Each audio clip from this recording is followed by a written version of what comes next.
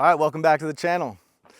We're getting into more kettlebell shenanigans and slowly building out your toolbox so that you have the movements and the principles and understandings so that you can train at home and train with minimalist tools that you can just leave outside and they're just forever. I don't know. Some people say that maybe it's not the best to just leave them out, but I can't be bothered. So today we're going to go over a kettlebell single arm swing, as opposed to the two-handed swing, which is a bilateral movement where our feet are right next to each other and we're just training in this one plane of motion. Now we're going to train in multiple planes of motion by adding in some rotation with the single arm swing and by training unilaterally where we have one foot forward.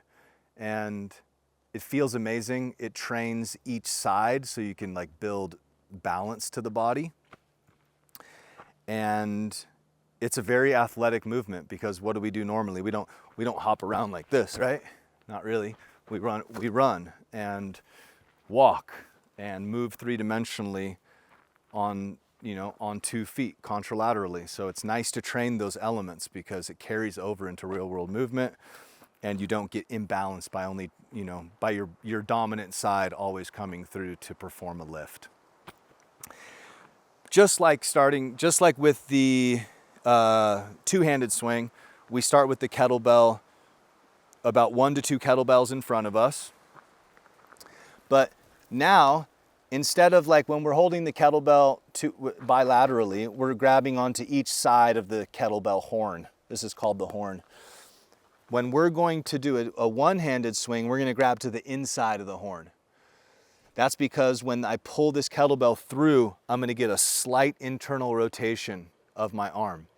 And doing that like this is just really strange. You want to be on the inside of the kettlebell. So I have my left leg forward, my right leg is back slightly, and I'm on the ball of my right foot. My kettlebell's 1 to 2 kettlebells in front of me. I'm going to tip the kettlebell down onto its side. And just like before, we're going to inhale and brace. We're going to get real big through our torso. And I'm going to hike that kettlebell up into this triangle. So I'm going to engage that lat. Because if you watched the video before, it's one of the common mistakes is that loose lat and the kettlebell swings all low. We're going to engage that lat, hike that kettlebell right up into here. I'm going to let this arm swing out. It's going to help with the rotation and just help with the balance. And then I'm going to squeeze and send that kettlebell on its ride. And we're going to do this one at a time without changing our footing. And then I'm going to show you what it looks like to hand off the kettlebell and switch feet, which is a really fun movement to do. You see me doing it all the time over on the gram. So I'm going to tip this sucker down. Let's see, this is a 40-pound kettlebell. This is pretty light for me, but when you're demoing, it gets hella heavy. So I'll show you what it looks like with the bigger guys after this. Tip that kettlebell, hike. See the rotation. I don't recommend talking when you're doing kettlebells, but I have enough practice that I can do this safely. But see the rotation, internally rotate, squeeze my butt. And so it's working my left glute almost exclusively. And I'm getting good rotation of the spine. I'm squeezing my butt, which is sending my hip drive, which sends the kettlebell on its ride. I'm not lifting it with my shoulder. My arm's along for the ride.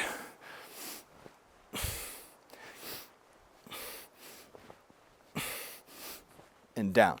Whenever you're going to finish with a kettlebell, you want to get it back into the pocket, then bring it down. Don't try and drop the kettlebell from above. Although it is a nice thing training outside, I might have said this last time, you can just bail your weights and everything's fine. Okay, we're going to switch to the other side real quick just so I can keep that balance. I'm on the ball of my back left foot, inside of the horn. I inhale and brace, hike that kettlebell up into the triangle and send it on its way.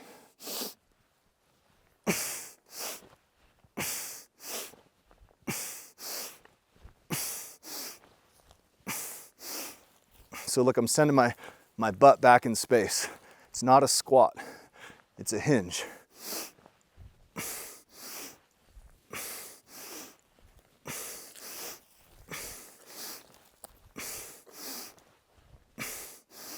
And down. When you're breathing, make sure that you're exchanging your air at the top of the repetition. You don't want to be exhaling as you're starting to be under load.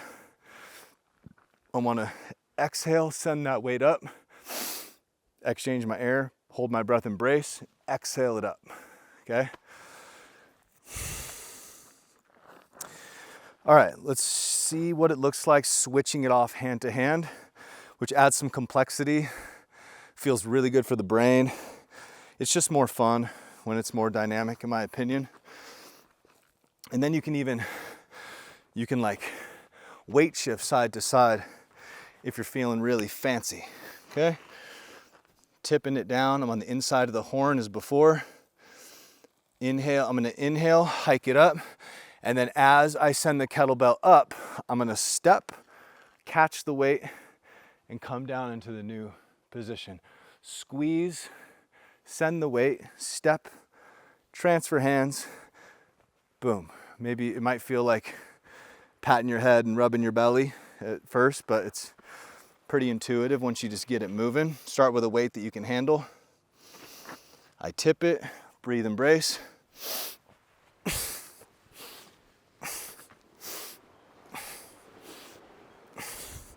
I'm switching into the inside of the horn each time and then internally rotating as that bell comes through.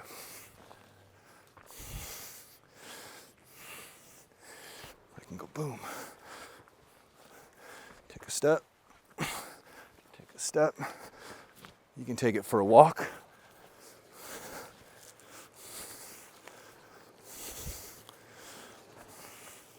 And back.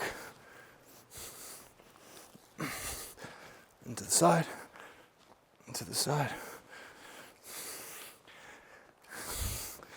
and down. Single arm swing. Single arm swings are essential because from that single arm swing, we're going to be able to perform a clean to a rack. And from that position, take it for a walk, do rack lunges, press, all the things that are fun to do with a kettlebell. Many of them come from being able to safely clean the kettlebell. You're not going to be able to safely clean the kettlebell until you can handle the kettlebell with one hand. So yeah, if you have any questions, leave them below. I love kettlebells. You should too. And we'll see you next time. Like, subscribe to follow along for more outdoor minimalist training. Peace.